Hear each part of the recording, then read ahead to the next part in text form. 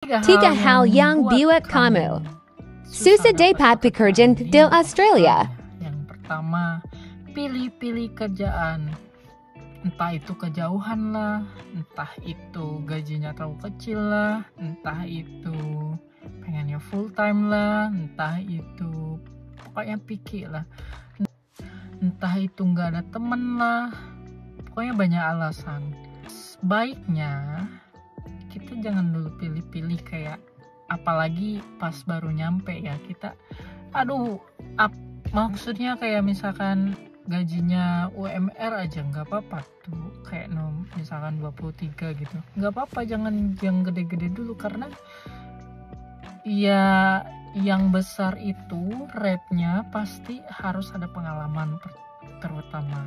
Terus kedua juga kita harus gesit, harus kuat fisik, karena semakin tinggi rate, semakin kita ditempa habis-habisan sama supervisor atau manajer atau bos.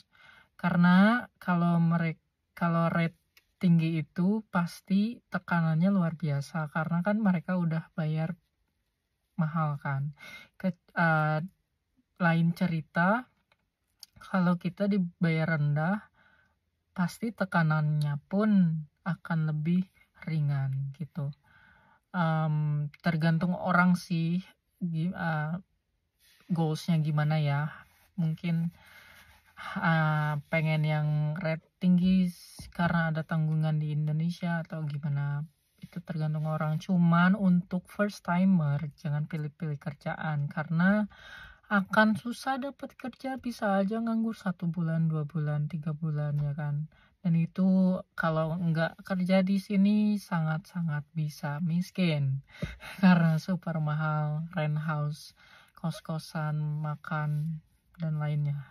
Yang kedua, itu tanpa pengalaman, itu juga berpengaruh banget. Kalau misalkan tanpa pengalaman, terus tanpa ada temen orang dalamnya, itu juga susah.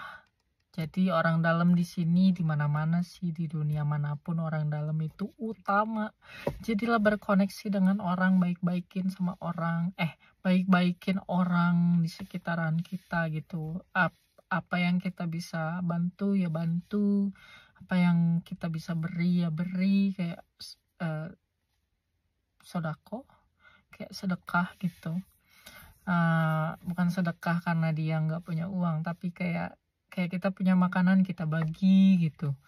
Terus yang ketiga adalah timingnya nggak pas. Misalkan kita nyampe di Australia itu Juni atau Agustus, itu kan udah winter ya. Jadi ya kalau winter misalkan kebun strawberry atau kebun tomat ya udah pada habis seasonnya gitu, jadi kita akan nganggur dari situ. Aku juga pernah waktu winter itu susah banget kerjaan karena orang-orang lebih memilih rest gitu kan di rumah, karena winter tuh sebenarnya kan dingin banget kan di luar, dan baiknya itu emang nggak kerja gitu, karena ya kerjaan pun susah. Kerjaan yang orang-orang yang kerja juga saat winter itu di PHK gitu, diberhentikan, karena ya orang-orang lebih memilih di rumah. Jadi bisnis tuh pekerjanya pada dikeluarin, pada di break dulu. Nah, jadi kalau misalkan awal tahun, nah itu timingnya pas tuh gitu, karena orang-orang juga bakal pindah kerjaan dari satu dan lain gitu. Itu dia 3 hal yang bisa bikin kamu nganggur. Mungkin teman-teman ada saran lain, hal apa lagi yang bisa bikin nganggur terus di Australia. Bye-bye.